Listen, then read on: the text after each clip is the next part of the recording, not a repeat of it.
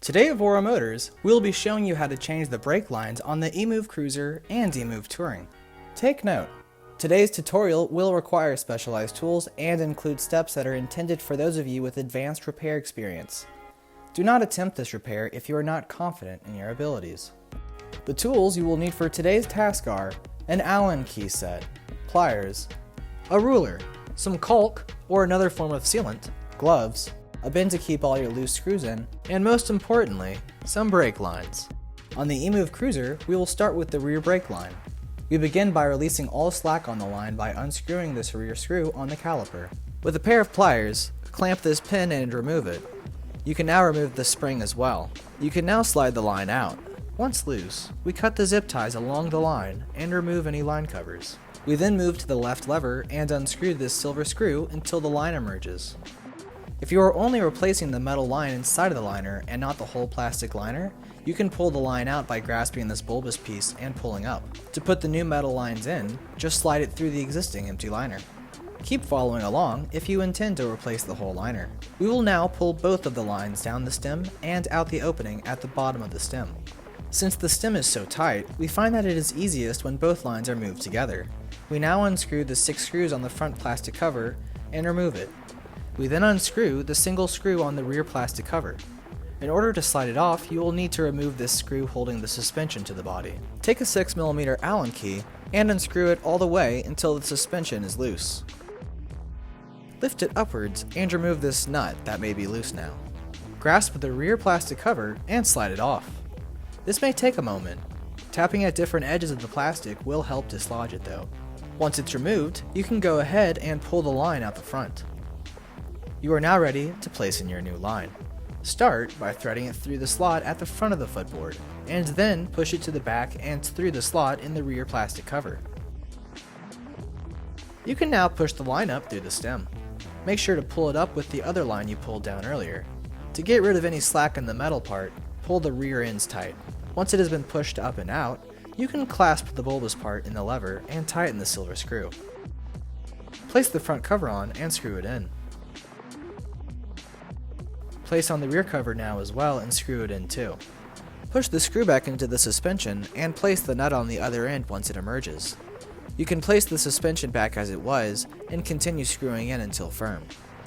You can now grip the brake line in the brake caliper. For a tutorial on tuning your brakes, click the video above. Now that everything is back to how it was, you can go ahead and place back on the line covers and zip ties. When replacing the front brake line on the EMOVE Cruiser, we start off by loosening and removing the lines from the levers and front caliper. Once loose, we cut the zip ties along the line and remove any line covers. Pull the line tight from the caliper side and then pull the lines through the stem. Once they emerge from the stem, you can remove the front line from the front caliper and attach the new line. Grasp the new line next to the existing rear line and push them up through the stem until they emerge at the top. Line them both back into their respective levers. The front line will go to the right lever. The rear line will go to the left. You can now tighten the new line into the caliper. Once you place back the line covers and zip ties, you can call it a day. Now, we move to the rear brake line on the EMOVE Touring. We start by unscrewing the screw that keeps this line taut. Once removed, we unscrew this other screw holding the line in place. Once both are out, lift the line upwards and out. This cylinder piece will come out now as well. Go to the lever and unscrew this black knob until you see this clearing. Pull the line through the clearing and then the bulbous metal piece out of its slot. Next, we cut the zip ties holding the lines together at the top and bottom of the stem. Now you can begin opening the scooter up. Unscrew the 4 screws holding the folding mechanism base to the footboard. The stem can be laid to the side for now. Unscrew these 4 screws on the bottom of the scooter and these 4 screws on the front of the scooter. You can now pull this front plastic cover off. On each side of the scooter, unscrew the 3 screws holding the plastic covers on. Place the covers to the side once disconnected. With everything now loose and open, you can pull the controller out. I find that grasping and pulling at the black metal frame around it helps move everything out smoothly. Take a look inside the cavity and see that there are a few obstacles between you and your battery. You will need to remove the battery, so these wires will need to be disconnected. Start disconnecting the wires, starting with the larger red and yellow connectors. Then disconnect this specific connector that goes to the side lights. Disconnect these two thicker cords on the side with the power button. Pull them through to the plastic cover on the other side. Make sure to take a photo of each connector before disconnecting them. You will use these photos later when reconnecting all the wires. Now that the cavity is cleared, you can pull the battery out. Grip it by the wires coming out of the front and start pulling. There's a line of tape along the bottom holding it in place, so you may have some resistance. If it becomes stuck or too difficult to pull out, get a ruler or something long and thin to try and dislodge the battery from the tape's grip. Next, go to the bottom rear of the scooter where the line exits the body and remove this black material called caulk. You should be able to get it off with your fingers or pliers. We now push the end of the line into the cavity and pull it all out of the front. Pull the line down and out the stem. To reduce slack during this step, pull the metal at the other end of the line. And finally, pull the line through the slot in the front plastic cover. Now that the old line is out, you can start wiring the new brake line. Start by threading the line through the slot in the cover, and then up the stem.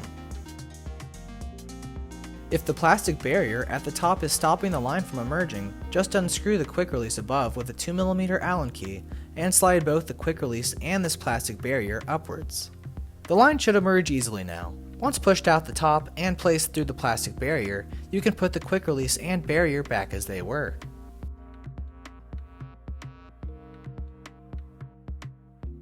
Next, we push the line through the cavity and out the small hole in the rear of the scooter. We can now set the brake system back up. First, we slide the spring on and then the cylinder back into its slot. We guide them back into each other until they intersect. Then, we screw in the screw that holds the line in place. And finally, you can screw on the end of the line. Leave it loose for now. We can now start putting everything back together. First, we slide the battery in. Position the brake line to the side of the scooter as much as possible. Reposition while sliding in as needed.